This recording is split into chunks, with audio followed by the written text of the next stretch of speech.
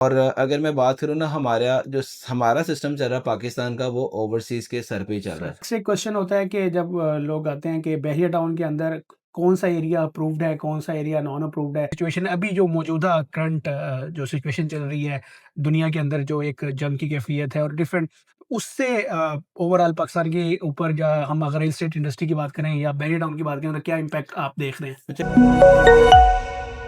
अस्सलाम वालेकुम व्यूअर्स, आज हम डिस्कस करेंगे बहरिया टाउन के हवाले से कुछ ऐसी क्यूरीज को जो कि हमारे क्लाइंट की तरफ से आ रही होती हैं और वो हमसे क्वेश्चंस कर रहे होते हैं। मेरे साथ इस टाइम मौजूद हैं अवैस भाई। कैसे हैं अवैस भाई? जी, गुड। जी अवैस भाई, आज हम कुछ क्लाइंट्स की क्यूरीज होती हैं जब वो इन्वेस्टमेंट करना चाह रहे होते हैं या घर बनाने के लिए प्लॉट लेना चाह रहे होते हैं बहरिया टाउन के स्पेसिफिकली। तो वो कुछ ऐसे कंसर्न्स होते हैं जो वो चाह रहे होते हैं कि क्लियर हो जाएँ। तो उसमें सबसे पहले अभी ये जो पिछले 1 साल से बहरिया टाउन के जो यानी कि गवर्नमेंट के साथ जो मामलात चल रहे थे, उस हवाले से एक कंसर्न होता है कि जी क्या सिचुएशन चल रही है? क्या प्रॉपर्टी बहुत ज़्यादा नीचे आ गई है? क्या रेट्स क्या चल रहे हैं और फ्यूचर क्या होगा बहरिया का? उस हवाले से कुछ अच्छा फ़िल्म, ये बताएँ। तो लास्ट 1 एंड हाफ ईयर से चल रहा है मामला। जी, इसमें जो प्राइजेज़ थी उसमें कोई डिक्लाइन नहीं आया, कोई ड्रॉप नहीं आया, क्योंकि अगर बैरियर टाउन की जितने भी प्रोजेक्ट्स लाहौर के इनकी बात करें तो फुली डेवलप प्रोजेक्ट्स हैं। इसमें ये नहीं है कि अभी वो लैंड पड़ी हुई है और उसका डेवलपमेंट, हाँ, ज़रूर कुछ लैंड्स बैरियर ने ली थी जो कि पॉकेट एरियाज़ होते हैं, उनके ऊपर डेवलपमेंट का काम अभी ऑफ़िशियली क्लोज़ हुआ हुआ है। उसके बैक एंड के ऊपर रीज़न क्या है अभी वो नहीं पता चला। लेकिन जो प्रॉपर्टी ऑन ग्राउंड है उसके अंदर हम बात करें तो हर जगह के ऊपर या तो प्राइस स्टेबल रही है। हम लोगों को मैसेज आया कि भई अब ना मार्केट शायद क्रैश करेगी, और बहुत सारे जो बायर थे उन्होंने ये कहा कि जी अब मार्केट डिप में जाएगी। जबकि सेलर स्ट्रॉन्ग रहा। मैं हमेशा ये बात करता हूँ कि देखें, आपकी चीज़ है, अब बैरिया के पास तो प्रॉपर्टी नहीं है ना। बिल्कुल। इस टाइम तो प्रॉपर्टी आपके, मेरे और एंड यूज़र के पास है। जी, अब एंड यूज़र अगर पैनिक होके अपनी चीज़ बेचेगा तो उस टाइम सारे सेलर बनेंगे। अक्सर मैं बात करता हूँ, अगर सारे सेलर बन जाएँगे तो बिल्कुल, फिर तो मार्केट क्रैश करेगी। तो इस दफ़ा जो वाइज़ डिसीज़न ये हुआ कि लोगों ने, उनको पता है कि यार हमारी प्रॉपर्टी तो ऑन बिल्कुल ग्राउंड ऐसा है, है। कहीं नहीं जाएगी। तो इस वज़ह से डिमांड स्टिल चलती रही, और आज भी आपके तकरीबन हर सेक्टर के अंदर, हर फ़ेज़ के अंदर या तो प्राइस कांस्टेंट रही है या एप्रिसिएशन आई है। सेल परचेज़ भी होती रही है मार्केट के बिल्कुल, अंदर। और घर बहुत ज़्यादा बने हैं। अगर हम लोग यही साल, इस जो लास्ट 1 ईयर गुज़रा है, इसके अंदर अगर हम बात करें तो जितना बैरिया टाउन के अंदर पिछले 3 साल की कंस्ट्रक्शन हुई थी, इस साल में बिल्कुल। 1 साल के अंदर उससे डबल कंस्ट्रक्शन हुई है। ऐसे ही है। तो शायद उसमें क्योंकि नैब की तरफ से भी जो एक नोटिस आया था जिसमें उन्होंने कहा था कि जी हमारे जो मामलात हैं वो मैनेजमेंट के साथ हैं, लेकिन जो प्रॉपर्टीज़ जिनकी प्रॉपर्टी होल्डर्स हैं, उनको कोई इफ़ेक्ट नहीं पड़ेगा। तो उससे भी एक जो है थोड़ा-सा पॉज़िटिव जी, इम्पैक्ट आया था बिल्कुल। उनके अंदर। अच्छा, इसी से रिलेटेड क्योंकि ये पॉइंट अभी ऐड हुआ है, तो लेकिन क्योंकि ये उसी तरह की सिचुएशन है, अभी जो मौजूदा करंट जो सिचुएशन चल रही है दुनिया के अंदर, जो एक जंग की कैफियत है और डिफरेंट उससे ओवरऑल पाकिस्तान के ऊपर, या हम अगर रियल एस्टेट इंडस्ट्री की बात करें या बहरिया टाउन की बात करें, तो क्या इम्पैक्ट आप देख रहे हैं? अच्छा, इसमें ना हमारे साथ जो मार्केट के अंदर माशाल्लाह भाई काम कर रहे हैं ना, उनका नज़रिया ये है कि इस टाइम दुबई से इन्वेस्टमेंट आएगी, और बट मैं ये कहता हूँ कि जब वहाँ से डिस्पोज़ ऑफ होंगी चीज़ें तो फिर आएगी ना। बिल्कुल, हाँ, जो फ्रेश इन्वेस्टमेंट थी अब ज़रूर आगे करने वाले लोग ये सोचेंगे कि हमने वहाँ पे करनी है कि यहाँ पे यहाँ पे करनी है। करनी है। करंट सिनेरियो के अंदर ये जो वो वाले बंदे थे ना जिन्होंने अभी करने का प्लान कर रहे थे, वो अब स्टॉप करेंगे वहाँ पे इन्वेस्टमेंट। बिल्कुल, जिनकी हुई हुई है वो तो अब ज़ाहिर-सी बात है डिस्पोज़ ऑफ करते हैं, या वहाँ पे हालात बेहतर कब होते हैं। ऐसे ही। और अगर मैं बात करूँ ना, हमारा सिस्टम चल रहा है पाकिस्तान का, वो ओवरसीज़ के सर पे ही चल रहा सही है। चल रहा है। अगर सारे आप ये कहें ना कि ओवरसीज़ आ जाएँ वापस पाकिस्तान, पाकिस्तान में इन्वेस्टमेंट ले आएँ, तो फिर बायर कौन होगा पीछे? बाय कौन अभी होगा? लोकल लोकल बायर आपको ही पता है कितनी ट्रांज़ैक्शन कर रहा है। बिल्कुल, हमारे पास जो ट्रांज़ैक्शन हो रही है यूएसए से हो रही है, कनाडा से हो रही है, यूके से हो रही है, गल्फ़ साइड से बहुत ज़्यादा हो रही है, यूरोप से बहुत ज़्यादा हो रही है। तो वहाँ वाली अमाउंट वहाँ पे इकट्ठी होती है, वो कमाते हैं।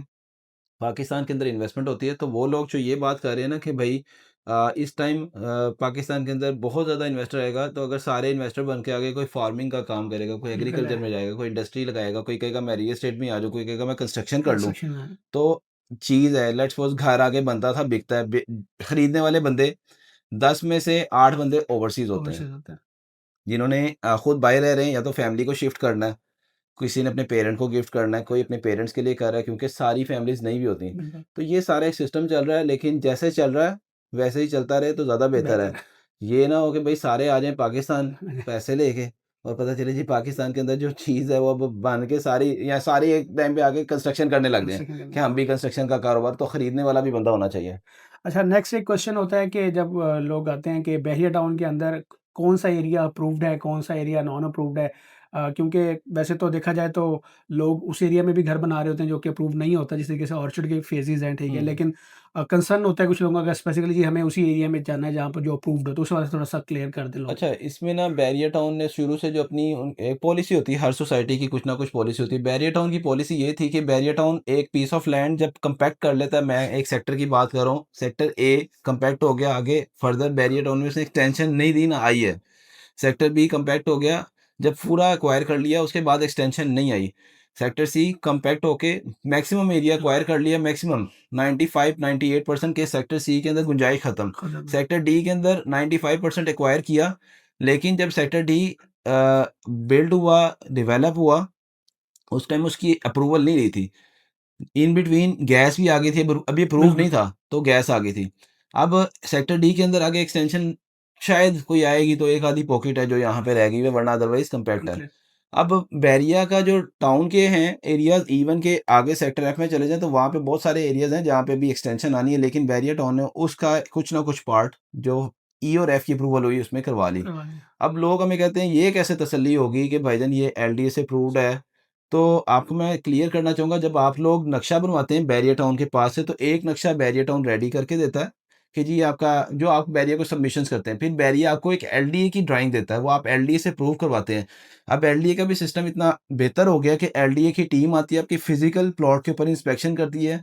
होता क्या था पहले, कुछ गूगल अर्थ की एक पिक्चर ले ली कि ये प्लॉट एम्प्टी है। अगर आप अब एलडीए अप्रूव्ड एरिया के अंदर घर बनाते हैं, आपका नक्शा अप्रूव नहीं है तो आपको पेनल्टी चार्ज होगी। Penalty charge.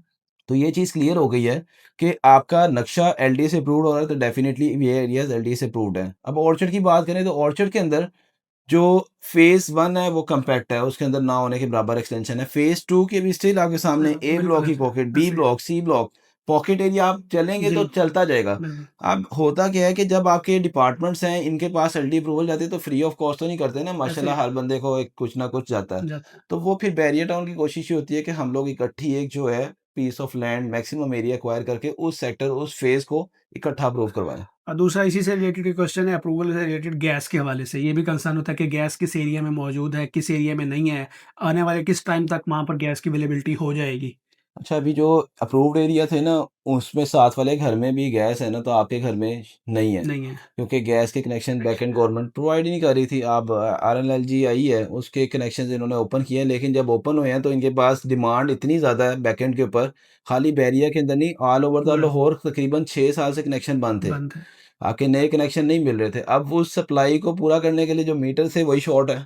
आपके पास अगर कनेक्शन है भी तो अब जब तक ये गवर्नमेंट इस चीज़ को सारा हमारा स्ट्रीमलाइन नहीं करेगी तब तक अगले अगले जो हैं एरियाज़ उनके, लेकिन बैरियर टाउन की जो डेवलपमेंट है, अगर इंफ्रास्ट्रक्चर की बात करें तो आपकी gas lines already barrier town ने बिछाई हुई बिछाई हैं। हुई है। तो अब उसमें तो पीछे से बस कनेक्शन होना है, और जिस टाइम अवेलेबिलिटी और बाकी सारी चीज़ें हो जाती हैं, हुँ। तो अभी नॉर्दर्न ब्लॉक में हमारा एक घर रेडी हुआ है, तो उन क्लाइंट का हाथ पल्ला पड़ता था, उन्होंने बनते हुए में गैस लगवा ली है। तो अब पाकिस्तान है ना इधर, जैसे जिसका जितना हाथ पल्ला पड़ता। अच्छा, दूसरा नेक्स्ट एक क्वेश्चन ये है कि जी बजट के हवाले से, क्योंकि अगर हम जो कुछ पहले वाले सेक्टर्स हैं उनमें देखें प्राइसेस काफ़ी अप हैं, और अगर हम सेक्टर ई और एफ को देखें तो वहाँ पर as compare to sector A, B और सी प्राइसेस काफ़ी कम हैं। जी। तो लोगों का कंसर्न होता है लो बजट के हवाले से, तो लोग ज़्यादातर जा रहे होते हैं सेक्टर एफ के अंदर। लेकिन अगर हम सेक्टर एफ के अंदर देखते हैं तो उसी के कंपैरिज़न में हमारे पास ऑर्चिड भी आ जाता है, ठीक है? तो आप अगर इन दोनों को कंपेयर करें, ऑर्चिड के अंदर हम देखें तो जो फेज़ 1 है और जो फेज़ 4 के कुछ यानी कि अच्छी लोकेशन के प्लॉट्स हैं, वो इस बजट के अंदर आ रहे होते हैं।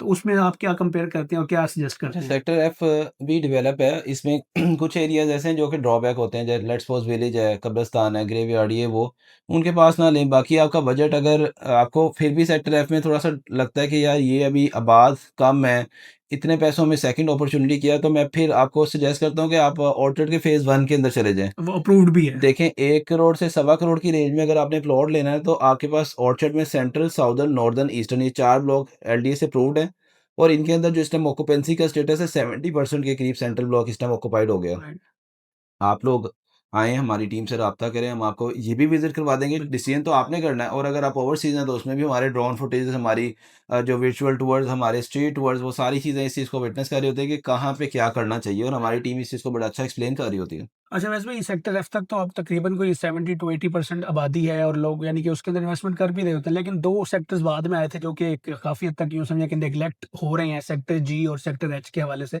तो यहाँ पर लोगों ने इन्वेस्टमेंट्स भी की हैं, ठीक है, लोगों के प्लॉट्स भी हैं, वहाँ पर पोज़ेशन भी है, लेकिन आप फ्यूचर में क्या देख रहे हैं कि इनकी बारी कब आएगी और यहाँ पर जो है थोड़ा-सा एक सेल परचेज़ जो अच्छी जो है वो कब होगी और कब यहाँ पर एक आबादी स्टार्ट होगी? अच्छा, बैरियर टाउन का ये तो एक प्लस साइज़ था ना कि आपकी जो एरियाज़ जो बैरियर एक्वायर कर लेता था, डेवलप करके आपको पोज़ेशन अनाउंस कर देता है।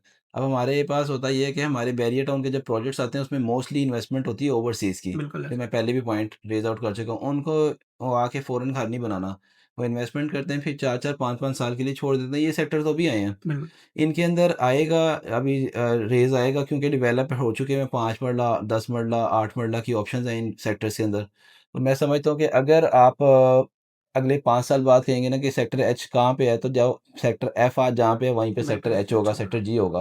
तो डेवलपमेंट हो चुकी भी है डेवलपमेंट है। और प्राइसेज़ इस टाइम कंट्रोल में है। वो लोग जो खरीदना चाहते हैं, वो फ्यूचर इन्वेस्टमेंट के लिए इन सेक्टर्स को इन्वेस्टमेंट करें, उनका कोई नुकसान नहीं क्योंकि अभी होगा। प्राइसेज़ काफ़ी रीज़नेबल है यहाँ जी, पर। अगर हम ऑर्चर्ड से भी कंपेयर करते हैं तो ये ज़्यादा एक वो जी, सूटेबल ऑप्शन लगती है। बिल्कुल।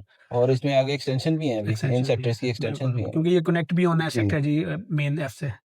तो जी व्यूअर्स, ये एक कुछ कंसर्न्स है, कुछ क्वेश्चन्स है जो हमारे क्लाइंट्स हमसे कर रहे होते हैं। आज हमने वैसे से ये क्लियर किए हैं। होपफुली आपकी एक अच्छी हेल्प इससे मिलेगी कोई भी डिसीजन लेने के लिए। फिर एक नई वीडियो के साथ आएँगे, तब तक के लिए अल्लाह हाफ़िज़।